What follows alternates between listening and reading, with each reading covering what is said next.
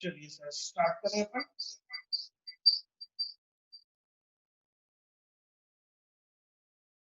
चलो स्टार्ट करते हैं। कहाँ पे छोड़ा था अपन ने? ये ठीक है।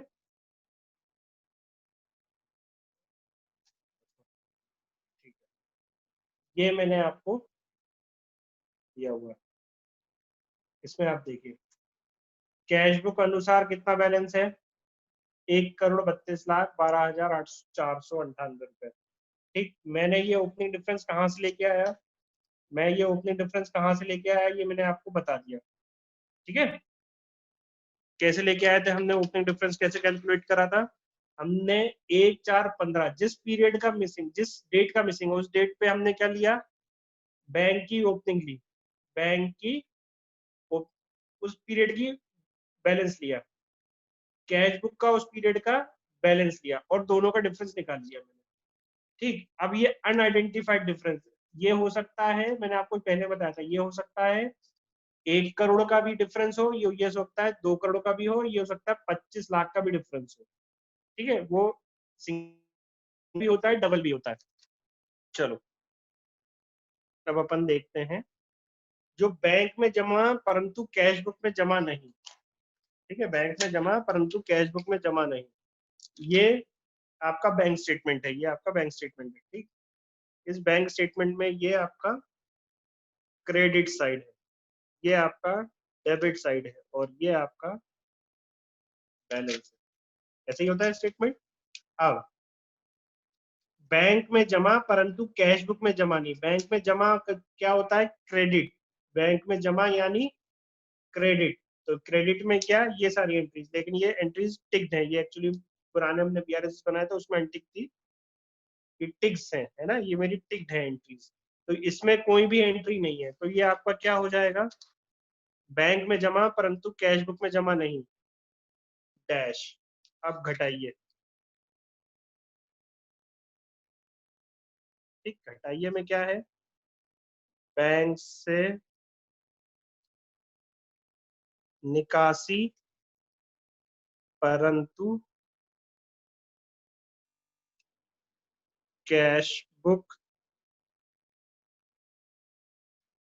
से भुगतान नहीं। मैंने आपको एक चीज और बताई थी, मैंने आपको एक चीज और बताई थी जब मैं बीआरएस का बेसिक कर रहा था, कि दो एंट्रियों को आपको देखना बहुत जरूरी है, दो एंट्रियों को आपको देखना बहुत जरूरी है। ठीक है, किस टाइप की एंट्रियां? पहली तो ये कैश बुक से भुगतान, सॉरी, कैश बुक में जमा। जो मैंने आपको दो बताए थे कि दो आपके वो बहुत होते हैं फ्रॉड, जो फ्रॉड्स होते हैं, दो टाइप के फ्रॉड्स होते हैं। तो कहाँ गया अपना?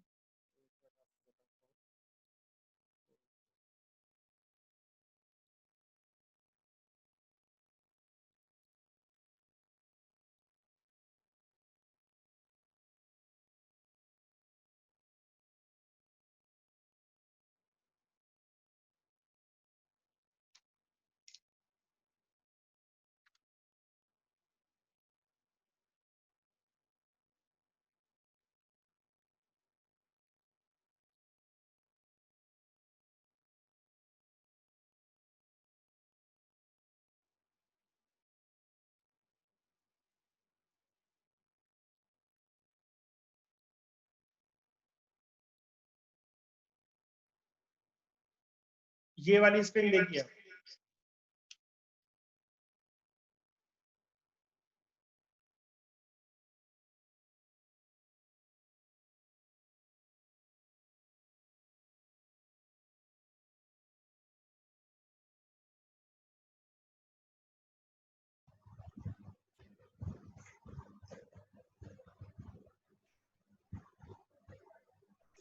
ये वाली स्क्रीन दिख रही है आपको?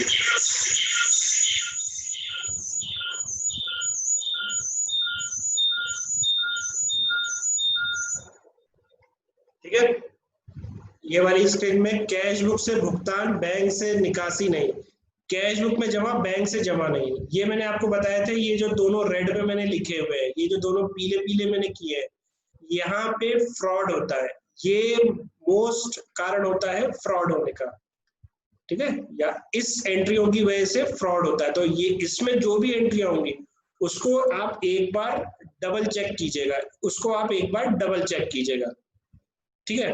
अब वो दोबारा उस पर आ जाइए।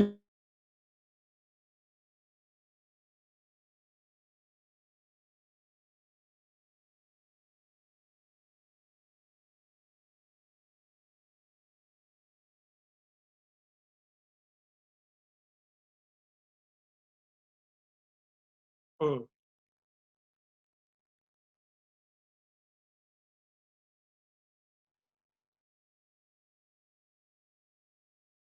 चलिए।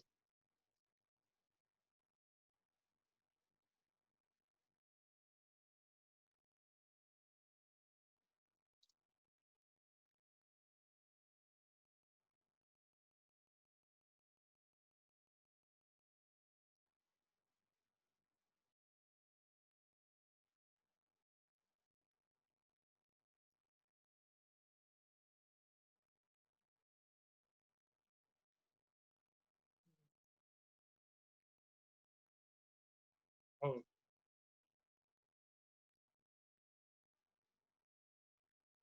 ठीक है, तो ये वो आपका,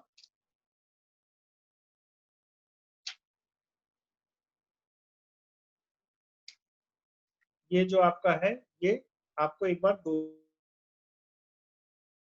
बार चेक करना है, ठीक है। तो पहली मैंने आपको एंट्री क्या करी थी, बैंक से निकासी में 15 अप्रैल 15 को, 15 अप्रैल 2015 को एक चेक निकला है 52,10,032 रुपए। और अगला चेक है 7 मई को, 07/05/2015 को है 35,232 रुपए। और एक अगला है 15 जून को 2015 को, वो कितना है 24,579। क्लियर है मेरी बात? अब इसका टोटल लगा लें फटाफट। अब हम, मैंने टिकिंग आपको नहीं बताई, टिकिंग क्योंकि मैं कर चुका हूँ, मैं टिकिंग कर चुका हूँ, ठीक है। 52,100,32 प्लस 35,233 प्लस 24,579, ठीक है। ये आपका आ रहा है 52,698,4 ये माइनस होगा, ये प्लस होगा, ये प्लस होगा। अब मैं आपको बीआरएस मैच करके दिखा देता हूँ।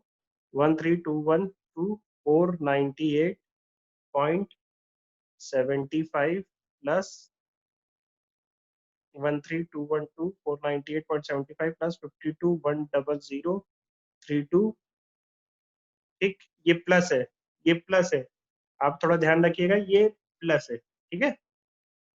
प्लस 89,1028, ठीक, ये भी प्लस है। और ये माइनस है आपका 52,69,843। देखो सर, 140,140,43715, ये मैच कर गया बीआरएस, ये बीआरएस मैच कर गया, यानी मेरी सारी एंट्रीज सही हैं, जो मैंने बीआरएस में एंट्रीज सही ली है। आप ऐसा बीआरएस बना के रेडी कर लेंगे, आप ऐसा बीआरएस बना के रेडी कर लेंगे, ठीक है। क्लियर है मेरी बात सर? ऐसा बीआरएस कहने का मतलब, ये मैंने एंट्रीज कंसोलिडेट अमाउंट लिखा है, आप लोग क्या ये पूरा लिखेंगे, आप लोग ये पूरे चेक लिखेंगे, जो check issued but not presented, ये सारे चेक लिखिएगा। मैंने अभी आपको सिर्फ समझाने के लिए नहीं रिकॉर्ड वो किया है, मैंने यहाँ पे नहीं किया है, ठीक है सर। अब आपने ये बना लिया बीआरएस। अब इसमें एक समस्या है क्या, ये ओपनिंग डिफरेंस है। ये क्या है सर? ये ओपनिंग डिफरेंस है आपका, ठीक है। और आपको पता है कि डिफरेंस शब्द से हमारे यहाँ कितनी समस्या होती है, डिफरेंस शब्द से हमारे यहाँ कितनी समस्या होती है, क्लियर है? तो अब हम क्या करेंगे, अब हम एडजस्टमेंट देखेंगे कि एडजस्टमेंट हो सकता है क्या। ये जो डिफरेंस होने के कारण है वो कई हो सकते हैं, लेकिन एक कंफर्म है, एक चीज कंफर्म है, वो आपको क्या देखना है कि जो एंट्रीज हैं, जैसे कि अभी आपको ये दिख रहा होगा कि ये अमाउंट और ये अमाउंट सेम है, ये अमाउंट और ये अमाउंट सेम है। आप देखिए 52,100,32 सेम है और ये अमाउंट सेम है, लेकिन डिफरेंस क्या है? इस अमाउंट को मैंने क्या करा है? प्लस करा है। इस अमाउंट को मैंने क्या करा है? प्लस करा है, लेकिन ये अमाउंट क्या हुई है? माइनस हुई है। ये अमाउंट क्या हुई है? माइनस हुई है ना? यानी ये जो डिफरेंस है, आप बोल सकते हो ये 15 अप्रैल के, ये जो डिफरेंस है ये कहीं ना कहीं इसी की वजह से है। यानी मान लीजिए 31, अब आ जाते हैं अपन इस बैंक रिकंसिलिएशन पे जो मैंने बनाया था छोटा सा आपका 31 मार्च 15 के लिए। 31 मार्च 15 का बीआरएस है, ये 31 मार्च 16 का बीआरएस है। ठीक है, अब ये जो प्लस है यहाँ पे, ये जो प्लस है, अब ये एडजस्ट नहीं हुआ है तो यही अगले साल में, अगले साल के बीआरएस में प्लस हुआ है, यही अगले साल के बीआरएस में देखिए ये भी प्लस हुआ है, ये यहाँ पे भी प्लस है। जब तक ये एडजस्ट नहीं हो जाता, एडजस्ट कहने का मतलब जब तक ये क्लियर नहीं हो जाता तब तक ये यहाँ पे रहेगा। ठीक है, अब मैं अगर आपको लिख दूं कि ये है कैश बुक से भुगतान, अब मुझे आइडेंटिफाइड हो गया। ठीक है, कैश बुक से भुगतान परंतु बैंक से भुगतान नहीं। ठीक है, कैश बुक से भुगतान परंतु बैंक से भुगतान नहीं, ये है। अब इसका नरेशन पढ़ो सर, इसका नरेशन पढ़ो। बैंक से निकासी परंतु कैश बुक से भुगतान नहीं। बैंक से निकासी परंतु कैश बुक से भुगतान नहीं। आपको लग रहा है कि ये कैश बुक से यहाँ पे भुगतान हुआ, बैंक से यहाँ भुगतान हुआ, कैश बुक से यहाँ भुगतान हुआ, बैंक से यहाँ भुगतान हुआ। ये 2015 2014-15 में हुआ कैश बुक से भुगतान, और 2015-16 में हुआ बैंक से भुगतान। समझ गए? जो मैं आपको समझा रहा था कि जो डिफरेंस होता है, जो डिफरेंस क्रिएट होता है वो इस वजह से होता है कि मान लीजिए हो सकता है ये चेक कितनी तारीख को काटा होगा, 31 मार्च 15 में काटा होगा, जो जाके क्लियर किस तारीख में हो रहा है? 15 अप्रैल में। तो यहाँ पे तो बीआरएस में वो प्लस में हो गया और यही डिफरेंस वहां पे आगे चला गया प्लस में। लेकिन मेरे बैंक से निकासी परंतु कैश बुक से भुगतान नहीं में ये 52 लाख रुपए की एक एंट्री और दिख रही है, 52 लाख रुपए की एक एंट्री और दिख रही है। तो जब मैं फाइनल बीआरएस बनाऊंगा, अभी ये ड्राफ्ट बीआरएस है, फाइनल बीआरएस बनाऊंगा तब मैं इस एंट्री को डिलीट कर दूंगा क्योंकि ये काय की है, ये माइनस की एंट्री है, और इस एंट्री को मैं डिलीट कर दूंगा। यानी मैं एडजस्ट कर दूंगा। मैं एडजस्ट प्लस को प्लस से नहीं कर रहा हूं, मैं एडजस्ट प्लस को प्लस से नहीं कर रहा हूं, मैं एडजस्ट प्लस को माइनस से कर रहा हूं। ठीक है सर, मैं एडजस्ट क्या कर रहा हूं? प्लस एंट्री थी ये माइनस एंट्री है, ये माइनस एंट्री है। ठीक, ये माइनस एंट्री हो रही थी। अब अगर इसमें से ये अमाउंट हटा दूं, मैं ये अमाउंट हटा दूं तो अब क्या रह जाएगा? ये भी कट गई एंट्री, ये प्लस कट गया तो इसमें से भी कट जाएगा, तो ये कितना अमाउंट रह जाएगा आपका? ये आपका रह जाएगा कितना? 35 232 प्लस 24579 59,811 59,811 भी माइनस में होगा। अब मैं आपको मैच करके दिखा देता हूँ बीआरएस 13212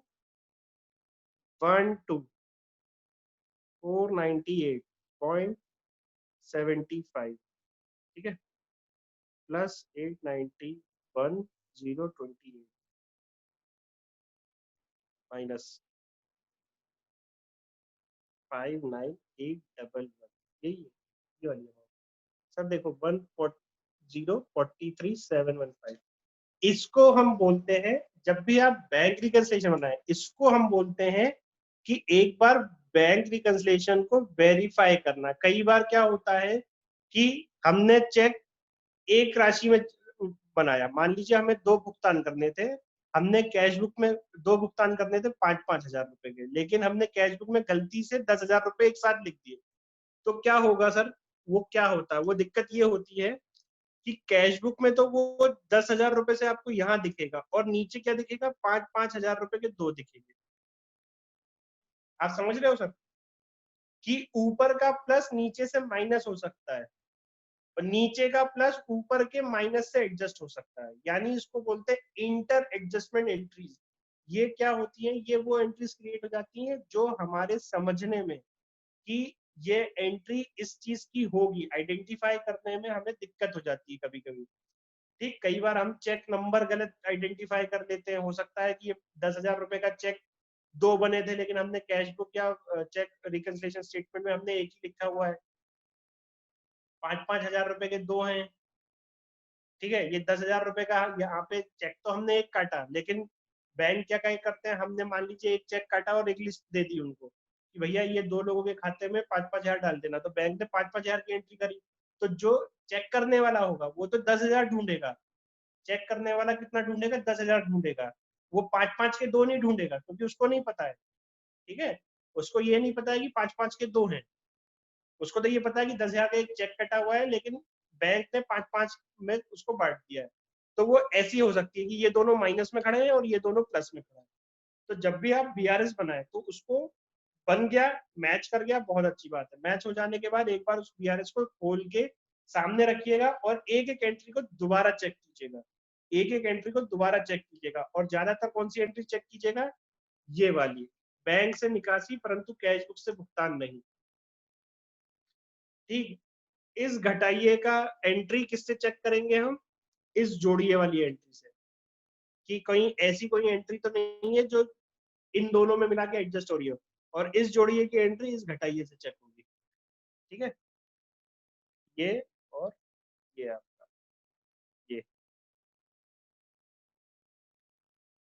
समझ रहे सर, इसको बोलते हैं inter BRS adjustment. Inter BRS adjustment की उसी बीआरएसओ में, उसी के बीआरएस में आपको ऊपर प्लस हो रहा है और नीचे माइनस हो रहा है। तो जैसे यहाँ पे ये प्लस हो रही थी और ये माइनस हो रही है एंट्री, ये माइनस हो रही है एंट्री। ठीक, तो ये मैंने एडजस्ट करके इसको मैंने यहाँ पे ला दिया, मतलब मैंने बीआरएस में से 2 एंट्रियां हट गई, एक तो ये ओपनिंग डिफरेंस हट गया, 2 एंट्रियां हटी मेरे बीआरएस में से, एक ये एंट्री हटी है, एक ये एंट्री हटी है। आप देखो मेरा बीआरएस और छोटा हो गया है। ये तो अभी आप मैंने उस पर बनाया है, लेकिन अगर आप उस पे एक्सेल पे बनाएंगे तो वो बीआरएस देखिए ये छोटा हो गया बीआरएस, ये इतना छोटा, इतनी एंट्रीज रह गई इस बीआरएस में, ये बना हुआ है। ठीक है, ये बीआरएस उसका बना हुआ है।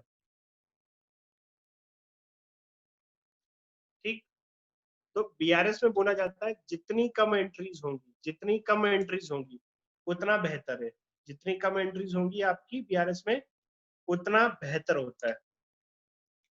ठीक है सर, तो यहाँ पे हमारा ये वाला कॉन्सेप्ट खत्म। अब आप लोग बीआरएस बनाना चालू कर सकते हैं, अब आप लोग अपना बीआरएस बनाना सर चालू कर सकते हैं। ठीक, इसमें बीआरएस में क्या होता है हमारे, अब हम लोग बीआरएस बनाना अपना चालू कर सकते हैं।